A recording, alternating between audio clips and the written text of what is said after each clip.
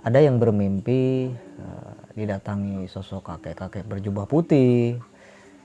Ada yang bermimpi naik macan putih gitu kan.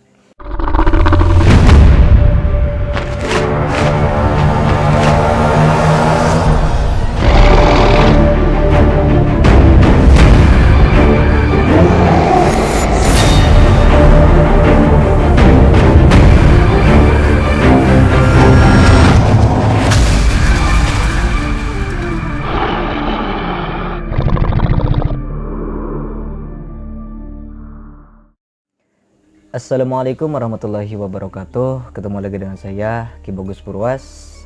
Salam spiritual. Seperti biasa ya, kita kali ini akan membahas tentang dunia spiritual, dunia supranatural, dunia ilmu kegoiban, dan juga dunia ilmu hikmah, sedulur. Insya Allah pada kesempatan kali ini yang akan saya bahas adalah fenomena mimpi ya, sedulur. Fenomena mimpi tentang khodam. Jadi banyak yang komentar di komentar YouTube, ada juga yang langsung ke WhatsApp. Banyak yang bercerita tentang mimpi-mimpi sedulur semua ya, dan mungkin salah satunya juga sedulur mungkin sedang menonton ya yang bertanya tersebut. Jadi ada banyak ya sedulur yang menceritakan pengalaman mimpinya itu kepada saya. Ada yang bermimpi didatangi sosok kakek-kakek berjubah putih. Ada yang bermimpi naik macan putih gitu kan. Dan dikawal oleh banyak sekali sosok-sosok macan putih ya gitu. Ada juga yang bermimpi didatangi sosok kakek-kakek yang bangunin ketika jam 3 pagi gitu, dan masih banyak lah ya. Kalau saya sebutkan semua ya nggak bakalan mungkin bisa. Saya juga sebagiannya juga lupa ya, karena saking banyaknya. Nah, yang akan saya jelaskan itu pada pertama kalinya itu untuk permulaan itu adalah fenomena mimpinya ini ya, fenomena mimpinya dulu. Nah, jadi kondisi lah gitu ya, kondisi saat kita bermimpi. Terkadang gini, ada ya yang bermimpi itu ketika kondisi badannya itu sedang dalam keadaan dalam keadaan capek gitu kan. Ada yang dalam keadaan capek, ada yang dalam keadaan lelah, dan ada juga yang sebelum dia tidur itu dia itu sudah menonton atau sedang membicarakan tentang khodam gitu kan. Misalnya nih pada jam 10 malam itu dia sedang ngobrol dengan teman-temannya, ngobrol tentang khodam-khodaman gitu kan. Tiba-tiba jam 12 malam itu dia tidur dan dia bermimpi khodam gitu kan. Nah, kalau fenomena seperti ini itu bukan mimpi khodam, sedulur. Kalau bahasa sini sih kalau dibilangnya itu kesemsem gitu kan. Dia itu yang dia pikirkan itu, yang dia obrolkan tadi itu terbawa mimpi gitu kan. Ada yang memang seperti itu sih. Jadi itu bukan khodam. Itu bukanlah khodam ataupun khodam leluhur lah gitu ya. Tapi kalau misalnya sedulur memang kondisi badannya memang biasa saja, normal gitu kan, tidak capek kan gitu, dan sedulur tidak membicarakan tentang khodam, tapi tiba-tiba sedulur bermimpi tentang khodam, itu bisa dipertanyakan ya gitu kan. Itu bisa jadi gitu kan, itu bisa jadi khodam. Karena bukan tidak mungkin khodam itu bisa memasuki mimpi kita kan gitu. Karena kalau kita tidur itu sebenarnya sukma kita itu keluar dari dalam tubuh kita gitu kan. Maka kenapa saat kebanyakan orang ketika bermimpi itu sebagian ingatannya itu menghilang, nah, gitu kan. Mungkin sedulur juga mengalami hal ini. Sedulur misalnya bermimpi panjang sekali kan, tapi ketika sedulur bangun yang diingat itu hanya sedikit gitu kan. Bahkan ada yang nggak ingat sama sekali. Dia bermimpi panjang tapi tidak ingat dengan apa yang dia alami, apa yang dia impikan gitu. Itu ada yang seperti itu. Makanya untuk mimpi ini memang sesuatu hal yang sangat istilahnya sangat ya membingungkan lah gitu. Tapi kita patut untuk mewaspadai. Mimpi kita itu sebenarnya mimpi yang dihasilkan oleh pikiran kita sendiri, alam bawah sadar kita, atau mimpi yang memang benar-benar pesan atau hodam yang masuk ke dalam mimpi kita. Atau bahkan ada sosok lain yang mengaku hodam masuk ke mimpi kita. Itu ada banyak gitu kan. Jadi jangan sampai kita langsung mempercayai mimpi yang kita impikan tersebut gitu.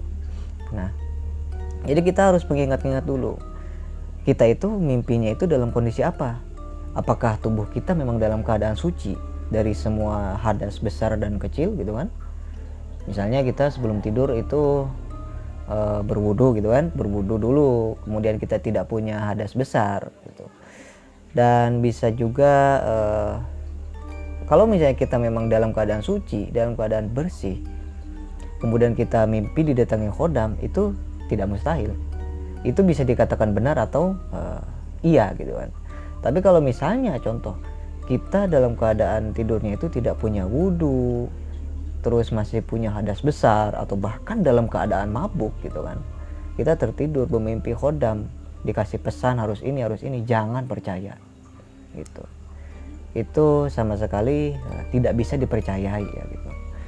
Nah, karena saat kondisi badan kita itu ya, kalau kata bahasa kasarnya sih dalam keadaan najis gitu ya, dalam keadaan tubuhnya kotor, itu bisa saja makhluk yang negatif itu memasuki tubuh kita, karena nggak mustahil khodam itu bisa mewujudkan dengan wujud apa saja sesuka dia gitu kan. Nah, ini yang perlu kita waspadai. Kenapa banyak orang yang mengaku nabi, sedulur? Banyak orang yang mengaku nabi, banyak orang yang mengaku bertemu dengan syekh, khodam kiai, khodam ulama, para wali, dan masih banyak lagi. Padahal itu bukanlah khodam, tapi jin fasik yang menyamar jadi khodam atau jadi wali sebelum. Sehingga banyak orang yang tersesatkan, banyak orang yang lupa, nggak tahu gitu kan. Banyak orang yang dijerumuskan di dalam hal itu cuma gara-gara mimpi gitu kan. Ini yang perlu kita waspadai. Nah, kita perlu flashback gitu kan. Dalam keadaan apa kita bermimpinya gitu. Dan di tempat apa kita bermimpi? Apakah badan kitanya suci? Apakah tempat yang kita tempati itu bersih? Gitu kan? Dan apakah sebelum kita mimpi itu kita sudah menjalankan sholat isya atau sholat-sholat lainnya? Itu perlu kita tanya ke dalam diri kita sendiri, pada diri kita sendiri gitu. Jadi jangan sampai kita bermimpi langsung kita sangkut pautkan dengan sesuatu hal gitu kan. Jangan langsung seperti itu. Karena itu tadi banyak yang terjerumus. Karena mimpi. Banyak yang terjerumus oleh tipu daya bangsa jin ya gitu. Nah, ini yang perlu kita waspadai dulu. Kita jangan langsung percaya. Apakah benar itu khodam atau leluhur atau yang lainnya gitu kan gitu. Itu yang harus kita waspadai. Lalu bagaimana cara supaya kita tidak terjerumus ke dalam tipu daya bangsa jin itu? Nah, sedulur, yang pertama itu tadi sudah saya sebutkan. Sebelum kita tidur itu diusahakan tubuh kita dalam keadaan suci. Minimal ambil wudhu dulu ya, karena bangsa jin itu ada sebagian yang takut kepada orang yang sudah berwudhu, sudah memiliki badannya itu sudah suci gitu. Karena menurut mereka orang yang sudah berwudhu itu memiliki bentengan yang sudah kokoh, yang sudah kuat, meskipun dia tidurnya itu tidak berdoa dulu ya, apalagi sebelum tidur itu dia sudah wudhu dan sudah berdoa. Nah, itu yang sangat bagus gitu kan. Jadi jin-jin fasik yang tingkatannya rendah itu tidak akan bisa masuk gitu.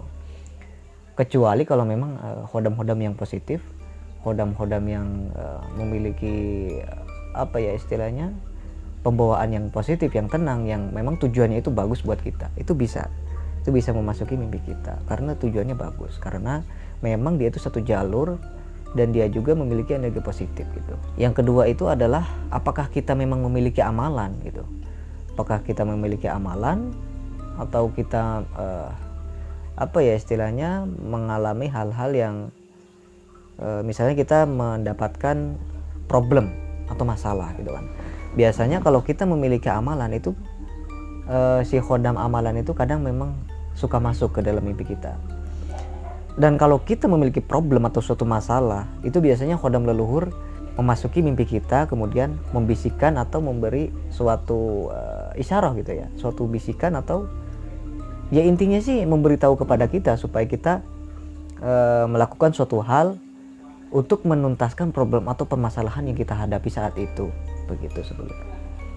Nah itu ya, jadi tidak mustahil khodam amalan ataupun khodam leluhur itu bisa masuk ke mimpi kita, itu tidak mustahil. Memang ada yang seperti itu gitu. Bangsa jin tingkat rendah pun ya bisa gitu kan, apalagi khodam-khodam yang positif gitu, itu bisa. Nah ada juga yang mengalami fenomena ketika bermimpi itu dia disuruh wirid di suatu amalan gitu. Misalnya sedulur itu memiliki amalan, contohnya ilmu asmasir contoh. Ketika sedulur tidur ada suara yang sedulur tangkap di dalam mimpi. Contohnya gini suaranya, bangun, kamu harus wirid asmasir 113 kali misalnya. Lalu tiba-tiba sedulur terbangun gitu kan. Lah sedulur masih ingat nih percakapan yang tadi, ada yang nyuruh orang tanpa wujud gitu kan, suruh mewirid asmasir sebanyak 113 kali katanya gitu. Nah kebetulan sedulur itu ada amalannya, asmasirnya punya. Dan itu biasanya dari khodam amalan, dari khodam amalan asmasir itu sendiri gitu kan. Kenapa kok dia menyuruh kita membaca asmasir sebanyak 113? Itu tadi, biasanya sedulur sedang ada problem yang dihadapi, sedang ada permasalahan rumit yang dihadapi gitu kan. Atau misalnya sedulur sebelum bermimpi itu memiliki keinginan, memiliki suatu hajat yang belum juga tercapai. Itu biasanya solusinya atau kuncinya itu ada di situ, di mimpi tersebut gitu kan. Nah jadi itulah pembahasan ya sedikit tentang mimpi. Jadi bukan tidak mungkin mimpi itu salah satu khodam yang memberikan atau istilahnya itu dia itu ingin memberikan pesan kepada kita. Jadi dia itu masuk lewat mimpi gitu. Dikarenakan banyak orang yang belum terbuka mata batin, jadi khodam kita itu bisa memberikan pesan kepada kita itu dengan berbagai banyak cara ya gitu. Ya salah satunya dengan lewat mimpi, dengan lewat bisikan, dengan lewat tanda-tanda. Itu ada banyak cara untuk khodam bisa berkomunikasi dengan kita ya. Jadi bukan hanya kita lihat dengan mata batin atau kita komunikasi lewat batin, itu bukan hanya seperti itu saja. Tapi salah satunya itu dengan mimpi tadi ya. Jadi dia itu bisa memasuki mimpi kita, alam bawah sadar kita gitu. Namun biasanya kalau untuk mimpi khodam itu jarang ada yang lupa, biasanya selalu ingat gitu. Jadi itu tadi adalah pembahasan tentang mimpi ya sedulur. Mimpi tentang khodam amalan ataupun khodam leluhur ya. Jadi ada sedikit besarnya ada pencerahan lah ya buat kita semua pembahasan yang singkat tadi. Semoga bermanfaat. Saya Ki Bagus Purwas. Assalamualaikum warahmatullahi wabarakatuh.